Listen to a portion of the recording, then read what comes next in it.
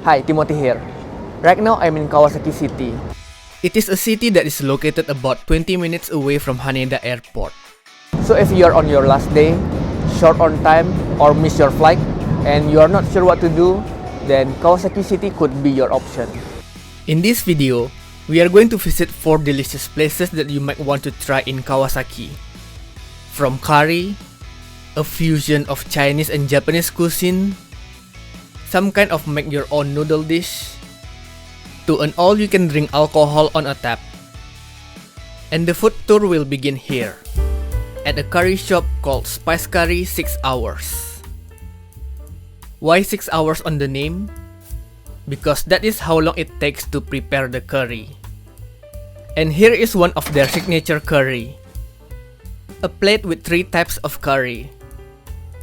First we have a chicken curry, next to it is a lamb curry, and lastly a pork curry. It is garnished with a soft boiled egg and turmeric rice at the center. Let's start with the chicken curry.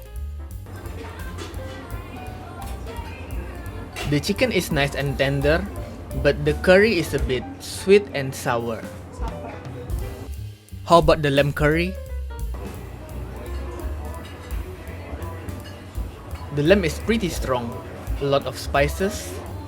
The flavor is rich, slightly spicy and tastes nutty.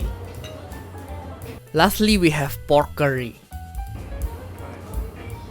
The pork is a bit hard, but the curry is very flavorful and salty. I think if they mix the chicken and lamb curry, that would be perfect. Overall, this is like a fusion between Japanese curry and Indian curry. It is presented in a Japanese style curry, but the curry has tons of spices, similar with Indian curry.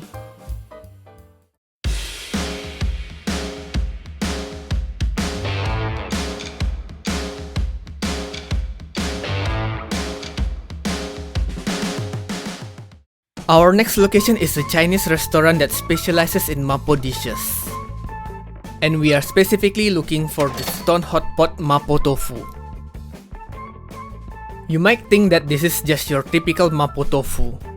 But what's unique is that they have the noodles on the side, which resembles sukemen, or dipping noodles. So you grab the noodles and dip it into the stone hot pot.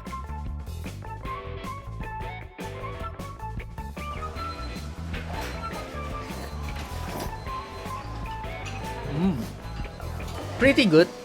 The Mapo sauce is quite thick and pretty spicy. But I couldn't get any of the tofu. Maybe I need to scoop it out.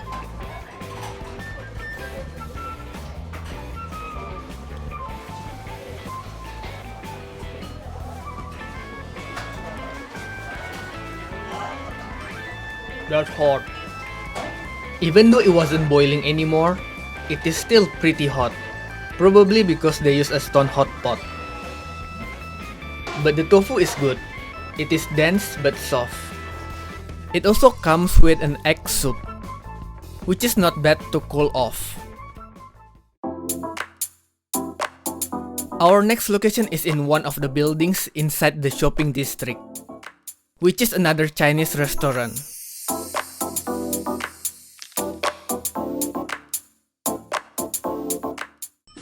A restaurant that specializes in mala noodles. What's interesting about this place is that here you sort of make your own dish. First you choose the type of dish you want, and then notice the number beside the dish name. It indicates the number of toppings that you can have. After you place your order, head out to the fridge, and this is where you choose the toppings. The first fridge mostly consists of vegetables.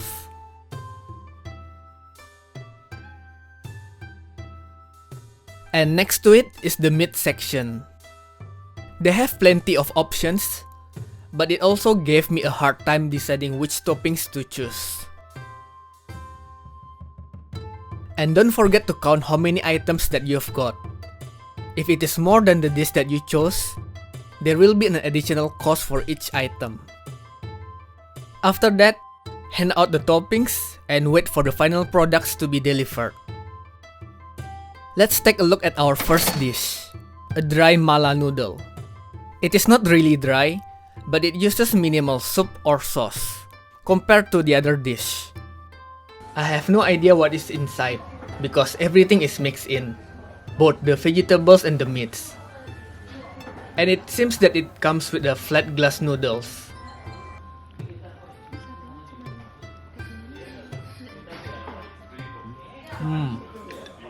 That's good. It is savory, has a bit of heat, slightly sour and refreshing. But the toppings are alright, nothing special. Then we have a mala soup. I know that it is a mala, but somehow it looks like a curry soup to me.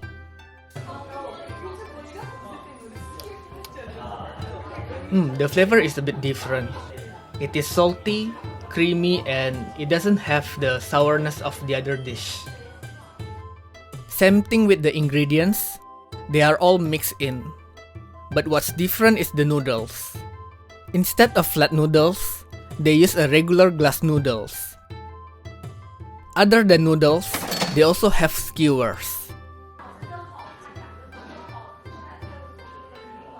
The meat is slightly hard, but the flavor is good. Not that spicy, but full of spices. Not far from our current location, just down the road is where our last location is located.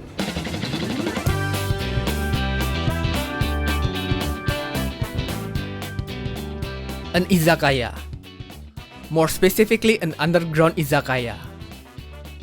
One thing that I noticed right away are the chairs. It looks like a trash can. And it is not just a chair. It also works as a storage. Genius. But enough of the chair, let's see what we came here for. The all-you-can-drink alcohol. The cheapest plan is only 400 yen per hour. And it comes with plenty of options. Even their most expensive plan is only 1000 yen per hour.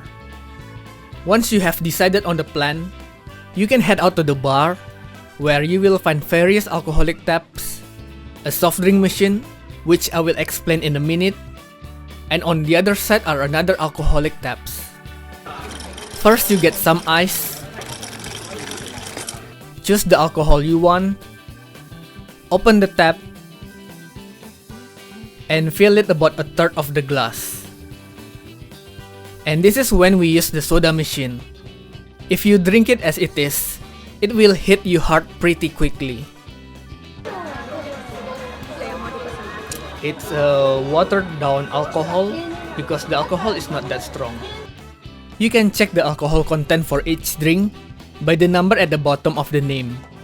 And they have a recommendation on how much you should get depending on the alcohol content. For example, they have a whiskey which has 40% alcohol. So a little bit should be enough. You could drink it as it is, and I tried it with this oolong tea sake. It's bitter and the alcohol is actually pretty strong. Probably should have mixed it with something else. And my choice was orange juice. Why? Because the option is there. Perhaps I put too much orange juice. Now it looks like a glass of orange juice.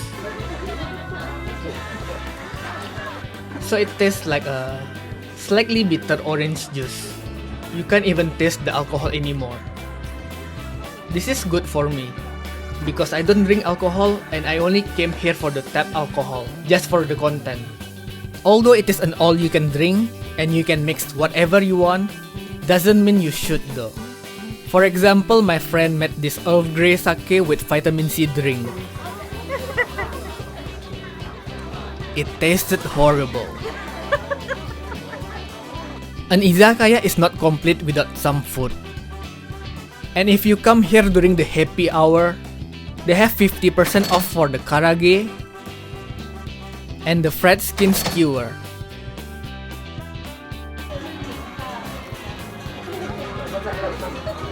It's good, but it is very salty and oily.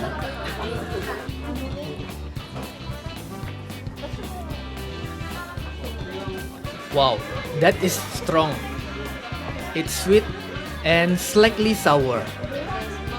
Considering some of the foods are half price, plus a 400 yen for all you can drink alcohol, I would say this place is really worth it. Anyway, that's gonna do it for now. As always, thank you so much for watching and I'll see you next time.